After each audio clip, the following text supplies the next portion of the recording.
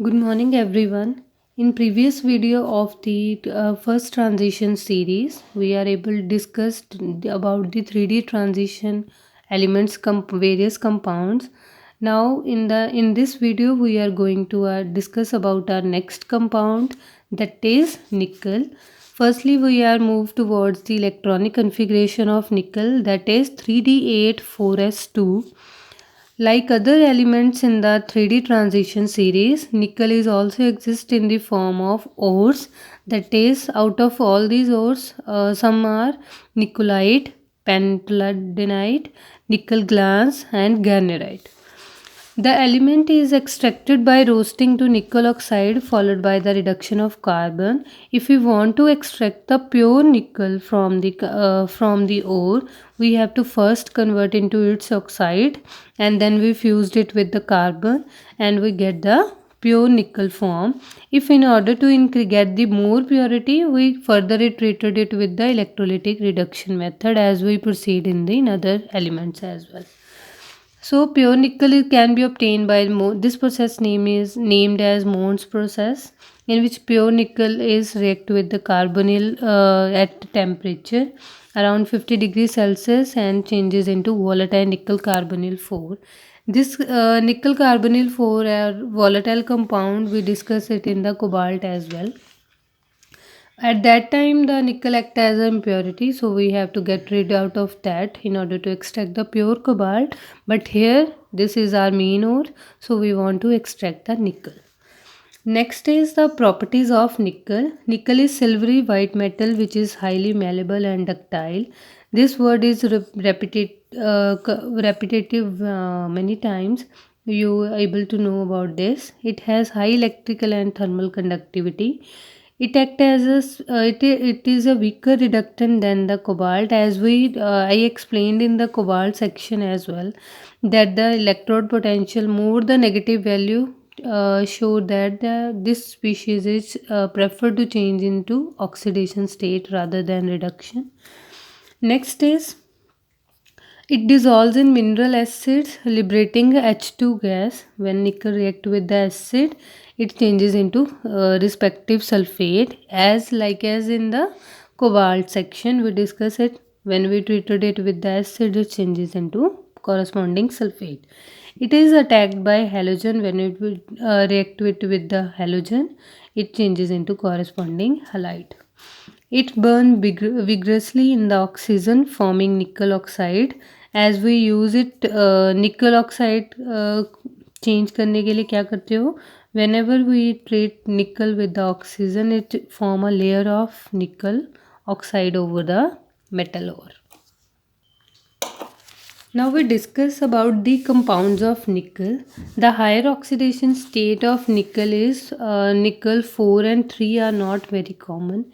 The hydrated form is nickel 4 के लिए reactions इतनी ज़्यादा नहीं है nickel 4 और nickel 3 के लिए, but still there are one or two reactions which are, I think you must know. Nickel, whenever we treat nickel halide with the soda base or in the presence of air, it changes into nickel oxide of oxidation state 4. It readily oxidizes water and changes into their corresponding hydroxide, as we discussed in the cobalt section as well. Now, in the second oxidation state of nickel, it has, as we already know that in the general reaction, we able to find out that all the transition elements mainly form oxides as well as halide and the oxohalides. So, in order to prepare the nickel oxide, nickel chloride is treated with the base, then it changes into their nickel hydroxide. Next is further, if we react it with the ammonia, it changes into hexammonium complex of nickel 2 positive oxidation state. When the nickel hydroxide treated with the mild oxidizing agents, bromine in the alkaline medium or a black impure oxide with the nickel oxide is precipitated out. If we treated it with the mild oxidizing agent, then we get the nickel oxide. When we treated it with the strong oxidizing agents, impure oxide with the composition of nickel oxide is formed. That is, The differences lie in between, that is it's kind of hydrated form. Along with the water you get the oxides, but if we treated it with the strong oxidizing agent you get the pure oxides. Nickel in these oxide exhibit +3 and +4 oxidation state, but it is in impure in nature. Next is the halides are in anhydrous state, but these are soluble in water except fluorides and crystallides as hexahydrate.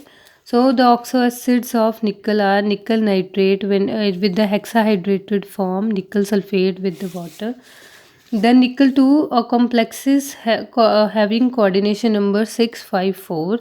If the coordination number is 6, then the geometry is octahedral. If the coordination number is 5, then it is having geometry trigonal bipyramidal or square pyramidal. If the coordination number 4 of nickel 2 complex, then the complex have geometry square planar either or tetrahedral.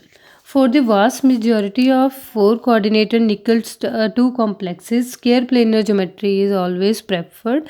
In all the generalized form of, if we find out the structures of nickel 2 positive, maximum chances is that in the coordination number 4 it exists in the planar form, but this is not very hard and fast because nickel carbonyl 4 is also having coordination number 4, but it exists in the tetrahedral form.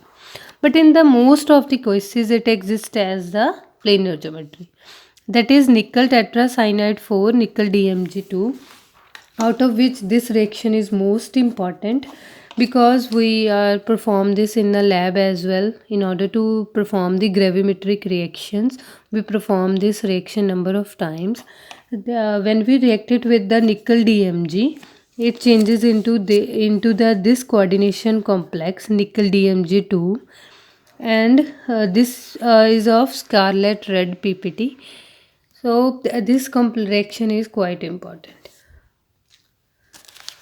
At last, nickel is also exist in the another lower oxidation state, but as these are not very much important, out of all these oxidation state, we've discussed very much about the nickel 2 positive. So this is the most stable state of nickel. If nickel is exist in the +1 oxidation state, we find this oxidation state in these kind of complexes K4 nickel 2 cyanide 6, which is basically a dimer having potassium is act as a primary valency and the cyanide act as a ligand. Nickel exists in the zero oxidation state in the form of a complex like nickel carbonyl tetracarbonyl 4 or K4 nickel tetracyanide.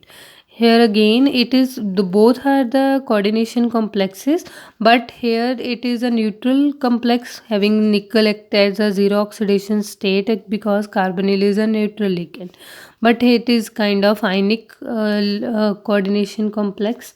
Nickel exists in the -1 oxidation state as nickel to carbonyl 6 -2.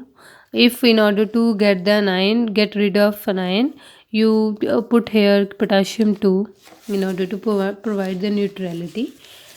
Now at last we have to discuss about the important questions in this topic too.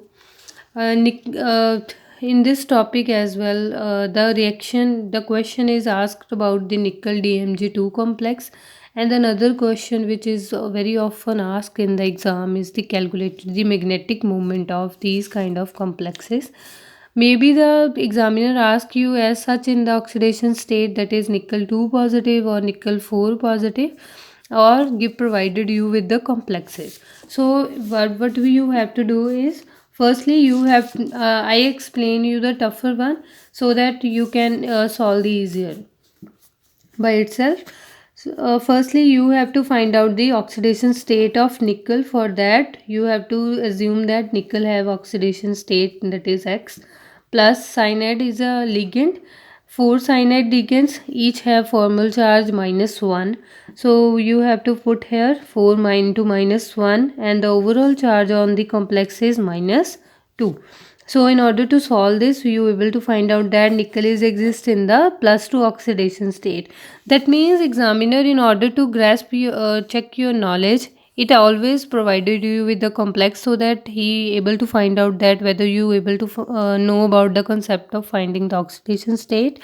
Instead, that is, it gets step reduced if you get the direct anion, that is nickel 2 positive. That means you don't need to follow these steps. Now you have to nickel 2 positive means electronic configuration of nickel is 3d8 4s2. If nickel 2 positive, that means s electrons are removed, that is 3d8. Now you have to draw the structure orbital diagram, that is nickel का orbital diagram कैसे draw करोगे? You have to first singly fill the electrons in 5d orbitals, 3d8, then now double. There are two unpaired electrons, that is n is equals to 2. Now apply the formula of n into n plus 2 in order to find the paramagnetic character. That is 2 unpaired electron, 2 into 2 plus 2, that is 8. Square root of 8 Bohr magneton. In cobalt we are find out that root 15 Bohr magneton. Here root 8, that means lower value of unpaired electron, lesser will be the value of magnetic properties. These kind of questions are asked in the exam frequently. Otherwise, another question, if the examiner will be asked related to their coordination number, you are able to explain that the nickel 2 exists in the all the three possible coordination number, that is 654. Maybe you are able to explain about the examples of in each of the coordination number. Nickel DMG2, the examiner will be asked about the nickel DMG2 as well. That's all about this topic. In the next video we discussed about our another compound and their properties. Thank you so much.